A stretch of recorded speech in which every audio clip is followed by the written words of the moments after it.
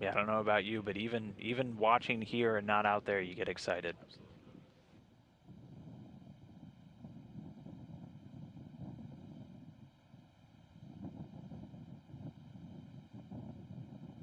All right, 1 minute, 40 seconds away from launch. Everything continuing to count down. No issues with the rocket. Again, we're going to see some of those umbilical towers separate from the vehicle. When the second one separates, that means you're only 15 seconds away from liftoff.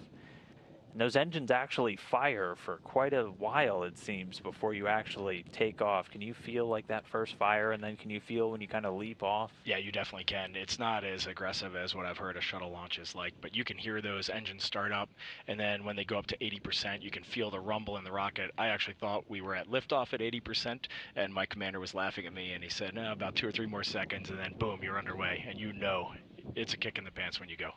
It's like, Reed, no, we're still here. All right, 1 minute away. 1 minute prior to liftoff, everything is nominal on board. We are ready for launch. All right, still getting good calls. The vehicle now on internal power. There's that first umbilical separating away. Pretty soon we'll have auto sequence start. At this point, the ground propellant feed, so all the fuel flow into the rocket, has cut off. We are under 30 seconds.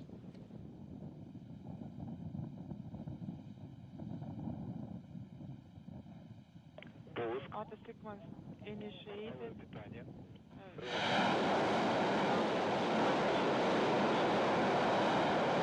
And there you can see the engine starting to fire, ramping up. The second umbilical tower already separated. 80% and liftoff. Drew Feustel, Oleg Artemyev, and Ricky Arnold taking off on their way to the International Space Station. Getting a great view of those first stage engines as they light up the night sky.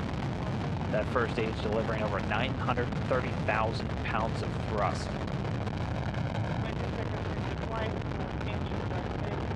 20 seconds so far since liftoff, getting good calls that the stages are performing nominally or normally.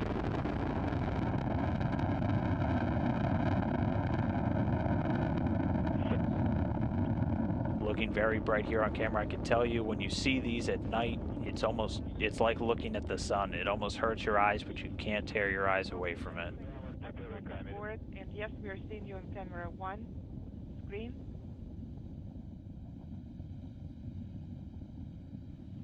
50 seconds since liftoff, everything's still nominal or normal. Soyuz rocket doing its job, all of the parameters or the data points for its trajectory looking good, continuing to rocket across the night sky.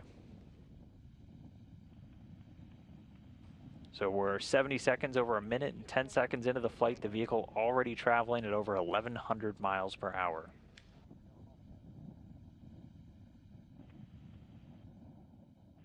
"90 seconds into flight." So again, this first stage going to continue firing until just before the 2-minute mark. First, we'll hear the escape tower being jettisoned. And then following that, those strap-on boosters, those 4 liquid-fueled boosters on the first stage will be jettisoned. We should hopefully get a good view of that here on the video, as it is a very crystal clear night. View inside the cabin, the crew still doing good. And getting confirmation from the visiting vehicle officer here in Houston, good first stage separation, and the escape tower has been jettisoned.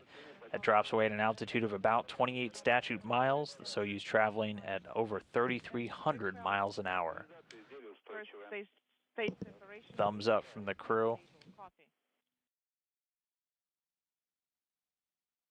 All right, now we'll get this animation. You can see the core stage also serving as the second stage. And so 2 minutes, 30 seconds into flight. What's it like inside that capsule right now? You get some good G-forces. You know, first stage was good. Right there with the launch shroud jettison, that's a very dynamic event. You can see out the windows, and you got thrust behind you. You're pushed back in your seat, and that makes you smile. On board, and we also confirm launch shroud jettison. 180 seconds into flight. Everything's still looking great for the rocket. Over 48 miles in altitude already. We are seeing Traveling at a speed of about 4,700 miles per hour. That core stage, and there we go. Getting our first view of Ricky Arnold there in the right seat. All smiles looking like. And we can see his 0G indicator just over his shoulder there. The hula girl for Soyuz call sign Hawaii. Copy, everything is fine on board. We're feeling excellent. This core stage is about 56 feet in length, 13.5 feet in diameter, and provides between 178,000 and 222,000 pounds of thrust. That depending on where they are in the Earth's atmosphere, and that continues for 3 minutes and 28 seconds of operation. Once this second stage has done its job, it'll cut off, and we'll see the third stage begin to ignite. And then the second stage will cut away and then drop back down to Earth. That's also why, if you look at this animation just before that orange section kind of in the middle of the rocket, there's a lattice-like structure, and that allows the third stage engine to fire before that second stage drops away. But 4 minutes, 20 seconds since liftoff, everything's still continuing to go great with the Soyuz getting good performance calls from the teams over in the Russian Mission Control Center in Koryov. Prior to second stage separation, copy Baikonur lead, we're standing by.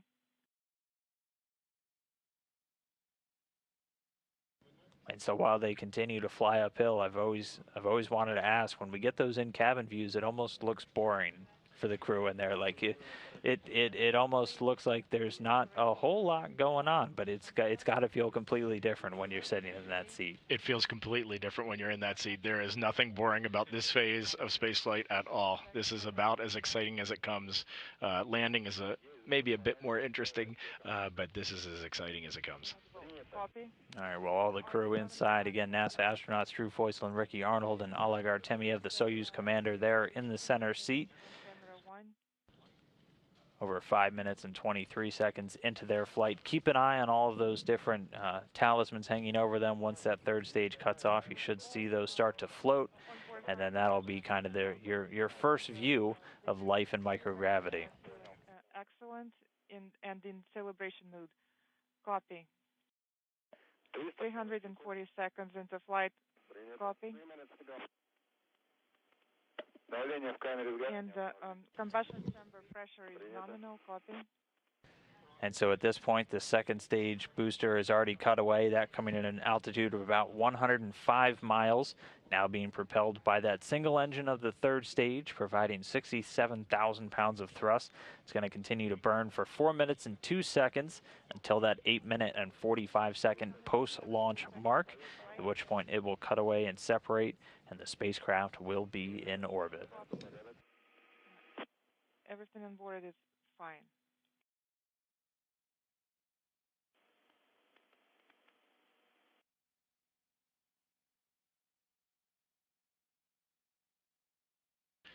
Dan, everybody's always asking what it feels like inside when you launch, and in the lower right of this schematic here, you can see it almost looks like a zigzag pattern there, a jigsaw pattern, but that's the G-load that the crew is feeling. That's what's pushing them back in their seats. So you can see first stage goes up to 4G, and then when first stage cuts out, there's that huge vertical drop-off, and then second stage builds up as the fuel weight reduces, and then there's another vertical drop-off, and now they're painting a new line on third stage, so they're not even at 2 times Earth's gravity right now, so they're just gently being pushed back in their seat, just enough to know that that engine is running.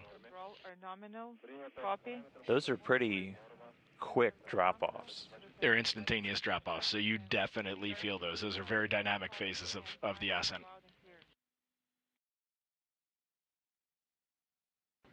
All right, well, still getting good calls, normal performance of this third stage engine. We're about 7.5 minutes into the flight, velocity approaching 13,500 miles an hour. Everything is nominal. Copy. Again, once that third stage is done with its job, the Soyuz will separate, and then they'll execute a series of commands, all pre-programmed in, to prepare the Soyuz to fly around in outer space. And those will allow all the onboard computers to deploy the solar arrays, which you can see the blue cells folded up alongside the body, and also a bunch of antennas. but everything's still looking great. We should have about 40 seconds until that third stage cutoff. Nominal on board, and the crew mood is festive. And you have 30 seconds prior to third stage separation. Copy. 500 seconds into flight, everything is nominal.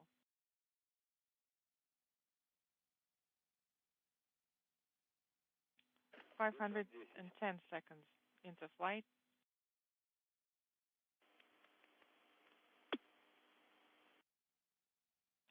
520 seconds into flight. Please be prepared for GK3 command. We are ready. And there we see that bit of a jolt. You can see the talisman starting to float, and I think they're in outer space now. Welcome to low Earth orbit. Congratulations with the successful launch and insertion into orbit. Have an excellent flight. Good luck. And we have confirmation the third stage has shut down and separated.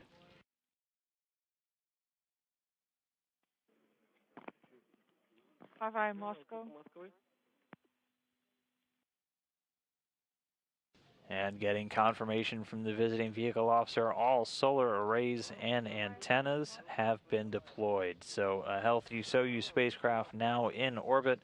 3 crew members, Drew Feustel, Ricky Arnold, and Oleg Artemyev, ready to chase down the International Space Station. So their first taste of microgravity has got to be a feeling of relief, accomplishment, excitement, wonder. I can't imagine what's going through your head when you're in that moment right there. I think you nailed it, Dan.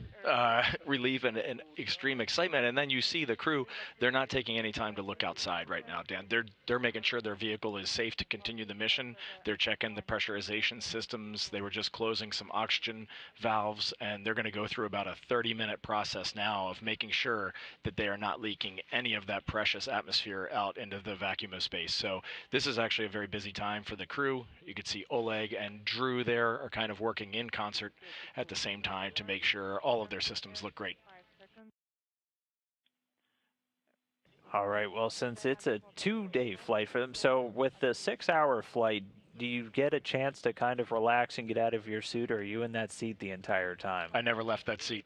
Your commander gets out of the seat for just a few seconds, but the left and right seaters there, in this case it'd be Drew and Ricky, they wouldn't leave their seat. But in this 2-day profile, once they check their vehicle and everything looks good, they'll do a few orbital adjustment burns today, and then they actually have a chance to go to sleep up there.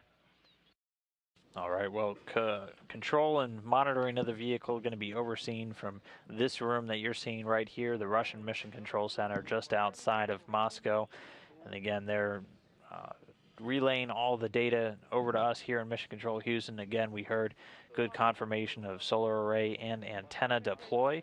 So a healthy Soyuz spacecraft in orbit, ready to begin its chase down of the International Space Station. The AKG was not initiated when we pressed the initiation button. Well, I'm standing by for the first IP measurement. First measurement, this is Hawaii 2. Time is 20. As the pressure is 794. BO pressure is 002. BO pressure is 800. It is 855. Copy Hawaii. And now Hawaii. All right, well, now that we have a crew safely in orbit, we wanted to take a couple moments, answer a few more Twitter questions. Again, if you have any, you can always use the hashtag AskNASA to send them along. This one comes from Manish Kumar Mishra, who wanted to know, how does the research that you're doing in space help prepare to send humans to Mars and beyond? Well, it's all about just learning how to live and work up there, and then these trips that we will take to Mars, I would say in the near future, they're going to be years-long kind of trips, 6 months out, spend maybe a year or two on the surface and 6 months back, and we just want to know what happens to the human body in all that time. Radiation, your bones change, your muscle changes, your blood changes, your eyesight changes, your heart changes, everything changes. And so, Everything changes. and then how do we build safer vehicles? What kind of materials do we use, et cetera, et cetera. So we're looking, every day we're looking at all of those things. Even just something as simple as the water that we drink. How do we recycle all of that water? Those systems are on board the space station. How do we keep the oxygen level right in the atmosphere? All of that we need to learn in low Earth orbit before we head out. And the space station's been up there for almost 20 years, and these things, they're really coming into focus. So we're really getting prepared to head out on a deeper space journey. All right. Our next one comes from Elise, a little bit of the lighter side. Can the crew watch TV, listen to the radio? What do you guys do for fun up there? In the Soyuz, you cannot. You have your 2 crewmates in the Earth, and that should keep you entertained. But for the 6 months that you're on the space station, you get 1 channel of TV, and then you can request a few shows that are uplinked a couple times a week. So you actually stay pretty well entertained. But by far the thing you want to watch the most when you're up there is the Earth below you. It's always magical. It's always got something new for you to look at, and that really captures your fascination. All right, this next one from Marcia Pohl. So this will be different depending on how your flight goes, but how long was it before you got to sleep on your launch day? So for you, it was different because for me, it was different, and it took a while. And that first night on the space station, you're in this crazy foreign world. The Soyuz is a tiny little spacecraft, so once they get their onboard systems checked out and everything is looking good, it's pretty, from what I hear, it's pretty easy to go to sleep in the Soyuz. And so I would say it's they're only a few hours away from being able to take that first nap. All right. Okay, and then how do the astronauts typically spend their time when they're traveling towards the station? So on a 2-day, what are they kind of getting into? Because it is kind of a small space, but what can they do? Well, they can listen to music, they can tell jokes to each other, they can read books if they brought any. Most crews are going to take something to keep them occupied. But then from time to time, they're going to be checking in with Moscow Mission Control. They're going to be doing orbital correction burns. They're going to be verifying that their spacecraft is safe. So in between some periods of downtime, they also have some pretty intense work to do. All right, well, we got time for one more. This one's from Elise, and she wanted to know what it feels like to be in the rocket during launch. So if you had to pick kind of one thing that really stands out to you when you're on a rocket for a launch, what really kind of, what do you never forget? Power. Power. You never forget that power. I mean, you are being hurled from 0 miles an hour to 17,000 miles an hour in 8.5 minutes. That's pretty quick. There's a lot of power. It's a good 0 to 60 time. All right. Well, again, thanks for sending in your questions using the hashtag AskNASA. We'll continue to answer them on social media and any other time we do these kind of broadcasts, and hopefully anytime I can drag Reed on here with me. So keep on sending those in. We always love to hear from you guys. All right. Well, with the Soyuz now in orbit, it's going to arrive at the International Space Station in just 2 days. So we will have a couple of updates for you real quick on how you can watch all of that coming up. Вас понял, говорю, да. Is the third measurement. Copy. Is the third number of the measurement. Moscow, Hawaii. How do you copy? Слышу вас хорошо. All right, well, immediately following today's broadcast, we're going to be bringing you launch replays from a bunch of the different cameras that were out there in Baikonur to watch that rocket lift off the pad. That'll be coming up right next. And then later today at 3 p.m. Central, 4 p.m. Eastern, we'll do a video file of the post-launch, giving you all the best views of the launch itself. And then any other interviews we got with some folks there on the ground in Baikonur to watch today's events. And then we will be back with our live coverage of this mission on Friday, March 23rd. And we'll be starting off at 2 p.m., so another great time of the day to watch a Soyuz flying through space. We'll come on the air at 2 p.m. Central, 3 p.m. Eastern for docking coverage. They're scheduled to dock at 2:41 p.m. Central. Following that, they'll dock, they'll spend a couple of hours doing some leak checks and then get the hatches open. Hatch opening coverage will start at 4 p.m. Central, 5 p.m. Eastern. The hatch opening scheduled to come about 35 minutes later. Then the crew members will be able to go on board, greet their new crew members in their new home for the next 6 months, and then we'll close with that final video file of all of the highlights from that day's events. Well, the comm is intermittent. We cannot hear you very well. Давай. Разрешаем вам ослабить ключевые ремни подтяга, открыть термошлем, отключить термодатчики в заданное время. Copy regarding thermal sensors. Все верно. Confirm. Корабль выведен на орбиту, параметры орбиты номинальные. Has been inserted into orbit, and the parameters of the orbit are all nominal. All right, well, I want to thank everybody for tuning in to watch these three humans blast off the face of planet Earth. I want to thank Reed Wiseman, NASA astronaut, for joining me here today on Console. Reed, it's been a pleasure. Hope you had some fun. Any chance I get to come to Mission Control, I'm here for you. All right, we'll bring you back. All right, well, again, stick around. We're going to be bringing you replays of that fantastic night launch. So stick around, see that rocket lift off a few more times. Thanks again for joining us today. Come back on Friday to watch them dock to the International Space Station. But for now, that'll do it for us. This is Mission Control Houston.